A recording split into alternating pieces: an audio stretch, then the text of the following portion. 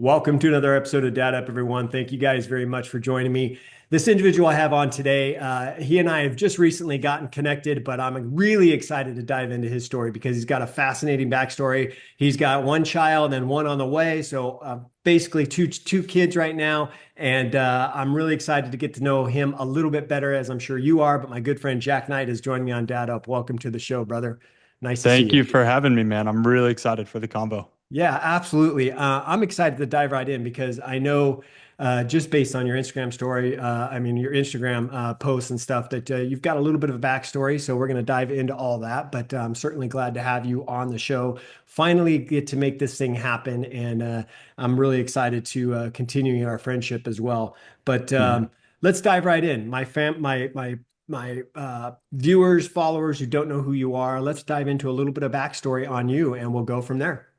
Yeah, 100%. So I am a very lucky husband, have an amazing wife, and like you said, two kids, and I'm a business owner. So I actually run an online coaching business where I teach people how to get into the tech sales industry. One of my big missions is to help men become more present providers. And tech sales is this industry where you can work from home and make really good money. So I'm able to kind of bring men back in the home, still make really good money, but they're more available for their wives, for their families. And that's kind of my mission now. But, for years, I was in that industry, running teams, leading these remote tech sales teams, and teaching people how to sell. And, backing up even further than that, at one point, I was a drug addict. And I know we touched on that a little bit in the pre show. But yeah, I do not deserve to be where I am today. And I'm just so grateful to God for where He's put me. Mhm. Wow. All right. So, you just threw that out there. So let me go back real quick to what you were talking about as far as what you do now, tech Yeah. sales. Now, when you say tech, what are you talking about specifically? Yes. So any software company out there, right? Like Uber, Lyft, there's so many freaking tech companies. Someone has to sell that software to someone else, right? And so the teams that I've led, they're on the phones, on the front lines, calling other business owners, hey, you guys are hiring people. Here's our hiring software, right? So that kind of whole world is where I've spent my career. Is that your specialty? I mean, are you familiar with the tech industry as a whole? Or, how did you get into just kind of coaching other guys on the tech industry? I mean, what was your background to that? Yeah, so graduated college, had no idea what I wanted to do. A funny story in college, my wife she was fiance at the time, healthcare administration major. So that's where you go like run hospitals one day. I had no idea what I wanted to do with my life. I just recently came out of drug addiction, came out of jail, got my life back on track. And I wasn't sure what the thing was that I was going to go do, but I knew I wanted to be in class with her. So I just copied her major and went to class with her, studied with her. But graduation rolls around and I'm like, well, crap, I don't want to work at a freaking hospital, but that's my degree. And actually had a friend's dad reach out. He's like, hey, Jack, you don't know what you want to do, but you're athletic, you're competitive, you're going to love sales. And he happened to be a leader at a tech sales company. So I jump into the industry really scared out of my mind. Like, what if I don't hit quota and make my commissions? My family's not going to eat, all that kind of stuff. But it turned out to be way more forgiving than I thought it would be. And yeah, quickly promoted into leadership after being kind of an individual seller and just have a real big heart. I love the name of this podcast, Dad Up, right? Because it's calling men higher. And I think I've just had that heart of leadership, of wanting to level people up around me. And so kind of that management track was a natural fit. And as I was in management, I would have people reach out like, Jack, how do I get a job in this field? It looks great, make good money, work from home. And I would just start to help them on the side. But that was like 2, 3 hour phone calls. So finally, I wrote down the process. And then one day, just got the download from God that, like, hey, you've got to go do this as a business. And your job is to help guys full time get into these high paying jobs that are from home. Hmm. All right. So it's kind of you learn the process through basically hands-on training. Mhm. Uh, and I want to dive back into what you were saying before with you, you running into trouble with the law, had a drug addiction. I mean, let's talk about your journey as a child growing up. I mean, how did you get into going down that path Yeah. and what led you out of it? Mm. Yeah, so I think we're all aware of the stats, right? When a father's not in the home, what Mm, happens to guys? And that wasn't necessarily my story. My dad was in the home. He did provide food and a living, and he did instill like good ethics and values in me. But he was in the military, so he was gone a lot. And unfortunately, the nature of his job in the military also pulled him away emotionally. And the chaos with three other kids, including myself, so four total, having to be deployed all the time, and then my mom went through some like alcohol instability on her own. We just had a very unstable home. And so my dad not really being there to mentor me, and we use like a Christianese word, disciple me, not having that touch point in my life for him to really invest time in me, kind of left me in high school very open to mentorship from anyone, right? And unfortunately, the mentors I found were the senior football players, and mm. fun guys, but where does that all lead, right? So I start drinking and I learned the economy of high school football is the more girls, the more drugs, the more drinking I do, the cooler I am. And so I just start chasing this life of like, oh, cool, let me earn the respect of the guys around me because they're my role models. And that economy only leads one way, and it's just through to addiction or to prison or to whatever. So I found myself in a 5 year spiral of drug addiction right out of high school. And what brought me out of that was really two things. I went to jail the one night when I got arrested, and I had drugs in the car and open container, and I was drunk, I was high, I was all the things. Thank God I didn't kill anyone. I totally could have. I got home safely, but I had pulled up in front of my house to sober up, smoke a cigarette, and I fell asleep. Engine on, key in the ignition, and I wake up to a cop tapping on the window. So I get arrested that night, cuffed, thrown in jail. And it was actually that night in that jail cell when I felt like God spoke to me and he's like, Jack, you've been living life your way. That's why you're in this jail cell right now. If you give your life to me, I'll give you a brand new life. And at that point, I'm 19. I just screwed my life up for what I think is for good. And I was willing to do anything. And so I was like, all right, God, I'm all in, right? And long story short, through actually connecting to good mentors, this is why I love what you're doing, Bryan. It was getting connected to men that were speaking life into me. They were speaking purpose into me. They were saying, Jack, I know your record says this, but this is what you were created for. This is the mission God has for you on this planet. I missed that as a high schooler. I thought my mission was to win the respect of the guys around me, and it just wound up in a jail cell and drug addiction. So yeah, that's a long story short, but I think I might have tied that up well. I don't know. Yeah, no, you did. That's fine. I think, I think it started with that police officer, honestly, because I think in most, and I could be wrong because I've never been in that situation, but in most cases, I would think that if a cop came up to an individual who was sleeping in a car and it was running, and it was his own house, like you said, it was your own house, I would think that the cop would say, "Get your butt in the house and go to sleep." But this guy didn't. This guy said, I don't care if this is your house or not. I can't prove that you drove, but your car is running and you're under the influence. So I'm going to take you to jail anyways. So maybe it was a blessing that yeah, this cop was in your life as well, because had that cop not been there, you obviously wouldn't have been arrested, and that wouldn't have led Yeah. you to where you are today. Who knows where you'd be today? I fully agree. I thought I was invincible, 19 years old, and I had been through a lot of situations where I should have died selling drugs, car accidents, everything. I thought I was invincible, but I got to see that officer months later at my hearing, Oh, and by really? this time I was a new man, like I was a new creation in Christ, and so I got to go up to him and I was just crying, and I was like, "Can I give you a hug?" He's like, "Yeah," and I was like, "I just want to say thank you. You saved my life. You arresting me that night, arrested everything that I was doing, all the bad behavior, all the wrong decisions. I got to thank him, which was so cool, probably for him." That's awesome. No, that's really cool that you were able to do that. I think there's too many people, especially today.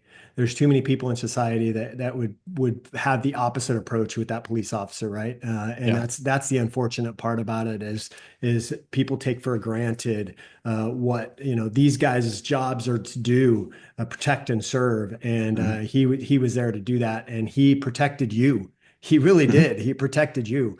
And Yeah. so amen to that. I think, for me, I was, I was in a spiral myself, but I was in a spiral in a way that I wasn't into drugs. I didn't do those sorts of things, but I was a heavy drinker, and I too was in the military. So I spent 4 years in the Marines, and I always like to joke that the Marines taught me three things. They taught me how to cuss, they taught me how to kill, and they taught me how to drink. That's what the Marines taught me. And I would never trade my experience in the military for anything. But when I got out of the military, had wife, had kids, I became, I was drinking regularly, and my boys started to get older. Now, I was what you would call a functioning alcoholic, whereas I wasn't drinking and driving. I wasn't drinking, going, and being drunk before I went to, to my job. I Mm. coached a lot of youth sports. I was not ever, had never had a drink while I was coaching practices, games, any of those sorts of things. It was when I got home at night and it was just myself, my wife, and my kids, where I would just have my casual drinks, and Yeah. it got me to a place where I was, you know, pretty much drunk every night. Yeah. And I wasn't like a bad, like I wasn't bad to my wife. I wasn't bad to my kids, and those sorts of things. At least I don't think I was. Hmm. But I caught myself one night, and I was sitting in the chair. I grew up in an alcoholic family. Both my parents were alcoholics. My wife grew up in an alcoholic family. Her dad is a recovering Wow. alcoholic. So we had Yeah. it on both sides of the family. And I was sitting there in my recliner watching TV, as I always do. Had my drink, and I had finished it. And I asked my 10-year-old son uh, to get me a beer out of the fridge. I said, "Hey, bud, can you grab me a beer out of the fridge?" And he's Mm. 10, so he throws his arms down. He's like, all right, dad. And he goes to the fridge and grabs me a beer. And I caught myself. I'm like, oh, what in the hell am I doing? I'm Mm. literally teaching my kids the fundamentals, or the goodness behind drinking alcohol, by having him get me a beer out of the fridge, making him think that's okay. And it Yeah. was like that lesson, even though it wasn't like I was forcing the alcohol down his throat, that lesson of teaching him to drink just by him getting me a beer Yeah. made me realize what in the world am I doing? And so Yeah. I I caught myself. I had talked to my wife later that night, and I'm like, look, uh, I think I need to stop drinking Mm. because I caught myself doing this and blah blah blah. And she said, um, "It's interesting that you bring that up because I've been meaning to have a talk with you about it." Because she had recognized it, she had noticed it, and so it was at that moment. I'm like, okay, I'm done. I Yeah. didn't, I didn't like, I didn't like slowly let it go away. I literally cut it, boom. Yeah. And for someone who's an addict, to have to cut something off like that is very difficult to do when you Yep. have addiction and when you have that addictive personality. It's very hard to do. It's a physiological thing Right. too. And exactly. And for me, it was just like, okay, I've got to just boom, this is it. And so I immediately got in touch with her dad, who is my Mhm. father-in-law, who I respected and I like looked at as a father, and started talking to him. And he kind of helped me through the process because he was a recovering alcoholic.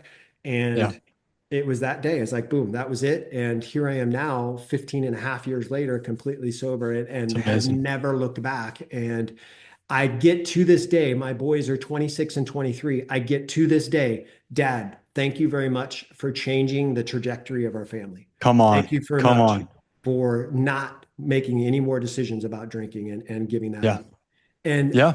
it's good to have that level of noticeability from my boys who were 10, around that Mm. age at that time to where they are now, and to think that, yeah, no, my boys drink, Mhm. my boys have beers, it doesn't bother me. But I also know that because of the decisions that I made, they now don't have that influence in their life Yeah. to where they're not alcoholics. I know they're not, and Yep. they don't drink every night. They don't kind of do those things. They have occasional beers. Yesterday at Easter, my sons each had a Coors Light. Didn't Mhm. bother me at all whatsoever. And so, anyways, that's Yeah. I went a little bit longer than you, but No, I appreciate you sharing that because I think two thoughts here. One is that everything is passed down generationally, Hmm. right? So you can look at brokenness in your marriage or even in yourself. And if you just look up the family tree, you're like, oh, I see that there. Oh, that came from there. Oh, that came from there. And it just gets passed down.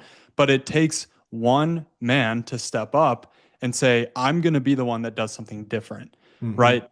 And in that same vein there, I don't want to disparage my dad and the sacrifices he made at all because in many ways he did really well with what he was given. It's just what he was given was kind of a hot mess, right? And so even for you, Bryan, it's not even about pointing the finger up the chain and saying, "Hey, this was your fault." It's saying, "Let me look myself in the mirror and let me take accountability and ownership for the man I am, regardless of what happened before me or around me, and let me decide to make a different decision." Right. Right. And so I just commend you for being able to do that, for being able to take personal ownership and accountability and saying, "Hey, I'm going to do something different because I want something different for my family." And now your boys are eating the fruit of that, Right. where you could have been one more story. Yep, my dad's an alcoholic, right? Hmm. But because you decided to step up, you're here and Yeah. you're able to spread a different message that's more around, balance and about freedom, truly. Right. Right. No, thank you for saying that. Yeah. I think had my life continued down the path it was, I don't know. Like I told you, you don't know where you would have been had that police officer not been there. Had you woke up the next morning and been like, "What in the hell?" Like Mhm. hungover, whatever, you just would have stumbled your way into the house, went to sleep, and then your story would have started all over again later that day when you got up and carried on your night, whatever it was Guaranteed, you would have. guaranteed that would have But who happened. knows Yep. where you would have ended up, right? Yeah. We Yeah. can't only he knows where our story would have ended up, and That's right. he led us to where we are today. So Well, um and even on that note, what's so crazy about my charges, I should have had three felonies. I got one misdemeanor DWI. And that was just the mm, mercy of God over my life to say, Jack, this woke you up, like, but do not be mistaken where this path was headed. I would have been dead. I would have been a druggie, out in California growing pot. That was my aspiration. By the way, that's what I thought life was about. I was even looking at like plane tickets and stuff at one point. That's where I thought I was headed, or it was going to be prison, not jail, prison. And yeah, thank God that he arrested me. yeah.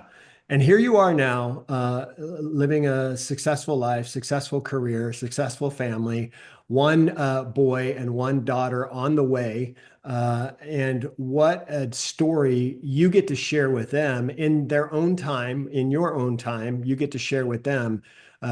What an amazing story that you'll get to share and hopefully help them learn, lessons in life as they grow up. But how old is, I know we talked about this before, but how old is your son? And you said your daughter is due in July. Yeah, so son is coming up on 2 in July, so they will be 2 years apart on the dot. And I'm 28, my wife is 27, so we're a younger family, I would say overall.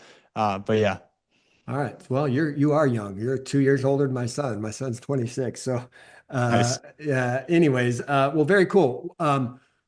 When you think about your son and your daughter for that matter, if you Mhm. think about your son right now, what lesson do you think you've learned in your own life that maybe has led you or will help guide you as a parent to your son?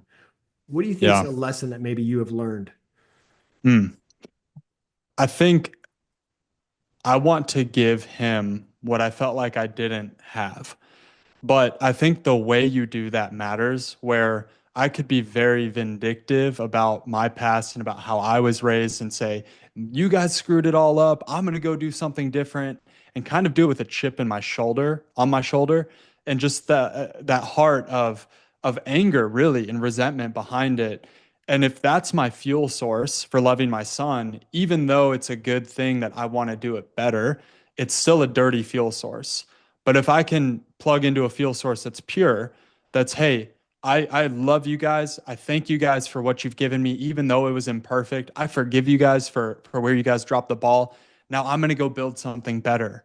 And I'm going to build on top of the foundation you gave me. That fuel source is pure. And that's going to lead to more sustainability with me and my son. So I think the main lesson I'm taking from my son is, or with my son is this is an opportunity for me to rebuild the things that I felt like were taken from me, but to do it in a way that's healthy and not, vengeful, if that makes sense. Yeah, no, absolutely. And I think that for you in particular, you're at a place where your son is, he's two, so he doesn't understand what your past was. All he sees is the dad that he has today. And so Mm, this is your opportunity, Jack, as from one older dad to one younger dad. This is your opportunity to really capitalize on that. Your son hasn't been what I'd like to say refer to as poisoned yeah. by your past because he only knows who he has today, and that is somebody that you've been for the last several years. So that's all he knows. Yeah. So this is your opportunity, to put it bluntly, not to mess it up, right? Yeah. And Yeah. so, yeah, I mean, the lessons that you've learned from your life and how they translate into his life are so important, and your daughter, for that matter, are so Mhm. important as they grow up. What is your hope for their life as they grow Mm. up with you as a dad? What is your hope for them?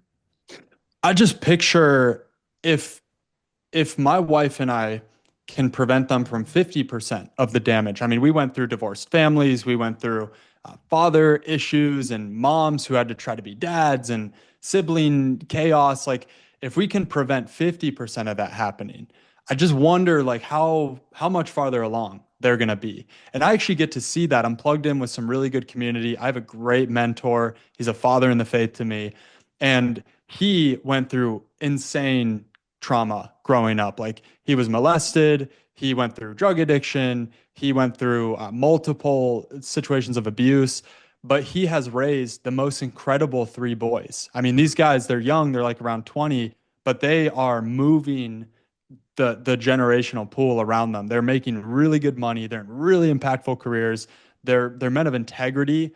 And I just look at that picture and go, if his life was that screwed up, but his sons are this far ahead, man, how much further are my kids going to be if I can just stay faithful to training them in the way they should go and loving them well? And so I think that's what I'm excited for. That's what I hope to see, is that my children are going to be on a foundation. Maybe I was on this foundation, they're going to start on this foundation. How much Mhm. further are they going to go? And I see other examples in my life of what that looks like. It's really encouraging.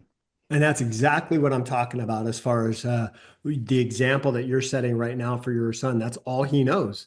And Yeah. so just the fact that you're you have a real good advantage right now as far as your son being so young, your daughter, on the way.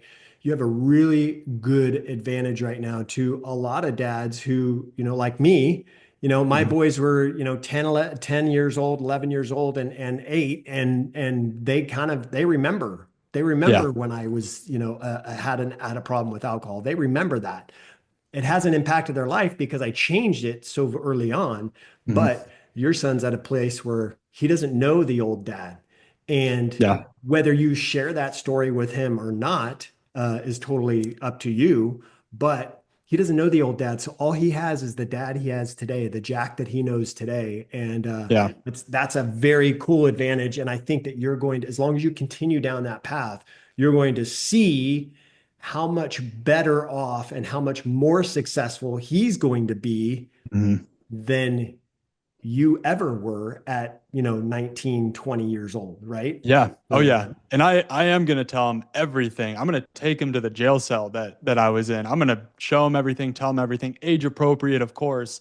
But I think that's another thing that could be changing generationally right now is I feel like there's a new wave of transparency that men are willing to have now. These conversations even, right? Like, man, you rolled the tape back 100 years. We don't talk this way. mhm. No, like we're too busy. We got, whatever, keep it all in.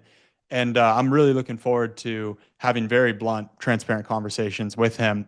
But I also think, to your point, there's almost a challenge there of he doesn't know what I've overcome. So I can't rest on those laurels of, Right. hey, buddy, you don't know how good you have it now because of how bad I used to be. He has no context for that. And so I think as men, sometimes we get tired of carrying the load. And so we like to start pulling victim cards and saying, well, you should feel bad for me because I'm carrying the load. But our babies, they don't have any form or context. There are no laurels to rest on with them. It's how are you loving me today? How are you treating me right now? I don't care that you had a big encounter 10 years ago. Praise the Lord. No, no, no.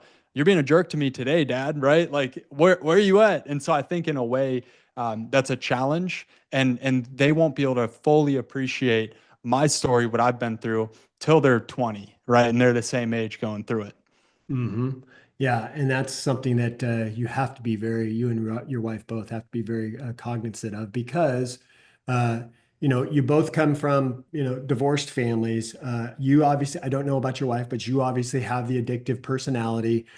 So that means that your kids will, there's a chance that they will have that kind of personality as well.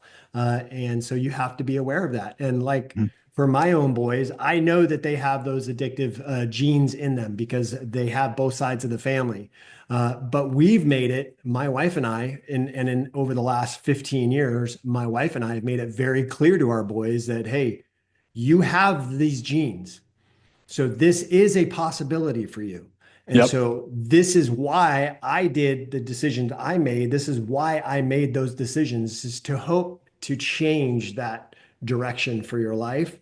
And whether you choose to have gone down the same road as me or not, that's completely up to you. But you have Mhm. the ability to make that decision and you have to choose which direction you want to go. Yeah. And I'm never going to sit here and say being an addict or someone with an addictive personality is a good thing. But I will say you can get addicted to good things. And I Hmm. think that was a big unlock for me because addictive natured people, we just do things 110%. Like we're all in, it doesn't matter. So now that I'm in business, if anything, my tendency is overworking, right? That's that addictive nature coming back where all I can think about is business. I have to rein that in. I have to flesh that out. But it's addiction pointed in the right way. Just like how I believe every man is called to be a leader. If you want to be a husband, you're called to be a leader. If you want to be a father, called to be a leader. If you're in a work environment, you're a leader. If you're on a sports team, you're a leader. The question is, which way are you leading people? And I had people my whole life, my mom, my dad, mentors growing up, even before drug addiction, that spoke leader over me. Jack, you're a leader. You were created to be a leader. But for so many years in my life, I chose to use that gift just to lead people in the wrong way. I was taking Hmm. them down the path to destruction with me. But now I have an opportunity, same Jack, same gifts, right? Same motivations, but turned towards a different direction.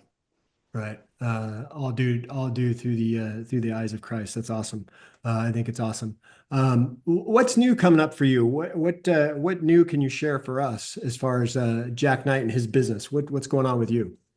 Yeah, so I'm on a 12-week countdown till baby's here, which is kind of helpful because it makes my work schedule very clean cut. I literally have mapped out the next 12 weeks. Here's what I need to get done. And so, really, this phase of the business, I've been fully doing this business for about a year now. And this phase is going to be getting everything efficient, streamlined, automated, so that I can be out of the business as much as possible for the first month that we're with our baby girl. And so that's my next, phase. But once I'm back, it's going to be learning how to monetize the other side of my business model, which is right now I've got guys that pay me to help them go get jobs. So Right. I'm collecting money on that side, but I have such good candidates once they go through my program that I want to start monetizing companies paying me for my talent. I get screenshots every month from guys. Jack, I just broke the record here at this new company. Jack, I just crushed my training sales quota. And I'm like, man, there's a whole industry, the recruitment industry, that Right. makes money when they find good candidates. Hello, I need to figure out that side of the equation, and we would literally double or triple the business, which is crazy. Right. No, that's awesome. Well, listen, Jack, I want to let you get on with your day. I think it's been a valuable conversation, and I'm really, really excited to continuing our friendship, going down this path. And I hope to stay in touch with you. But for my listeners or viewers, wanted to look you up, learn a little bit more about you. Where's the best places for them to do that? Thanks for the offer. Tech Sales Jack on Instagram if you're interested in that kind of career path. Otherwise, I'm on LinkedIn, just Jack Knight. You'll see me. And man, if I could just pray with you or encourage you, or if there's anything in the story that resonated, please let me know. But you're in the right place with Bryan and what he's doing with Dad Up. Deciding to level up is a choice, right?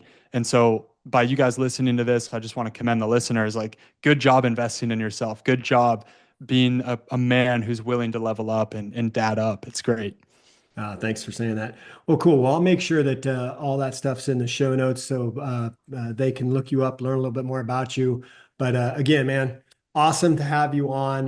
Like I said, I'm looking forward to continuing staying in touch with you. And then maybe sometime down the road, we can have you on again and get a little catch up as far as your daughter being born and how that journey has gone with two kids in the house. I love it. Your hands are full with one, your hands are about to get fuller with two, but it's all in good nature and all in good fun. And I think you're going to really enjoy the journey, you and your wife both. So, We're uh, excited. yeah, awesome. Well, listen, guys, it's been another episode of Dad Up. I want to thank my good friend Jack Knight for being on the show. If you want to learn a little bit more about him, make sure you look up Jack Knight on Instagram. Everything's in the show notes below, so you can click on the links there. If you want to reach out to him, please feel free to do that. You can send him a DM. He does respond to his direct messages.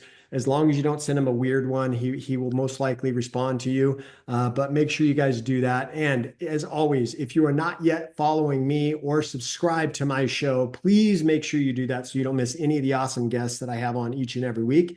And as always, I look forward to seeing you all on the next episode of Dad Up. Wow, another amazing episode in the books. So much was shared, and I'm truly grateful my guest was able to pour into you to help you elevate your dad game and really dad up. Make sure you bang that subscribe button so you don't miss a single episode. And while you're here, please don't forget to leave me a rating and a review. I always appreciate the feedback. And one last thing, don't forget, your role as a dad is one of the most important roles you have. So if you need a little help or have questions, don't hesitate to reach out to me on my website at daduptribe.com or at my Instagram page at Dad Up Podcast. Until next time, everyone, Dad Up.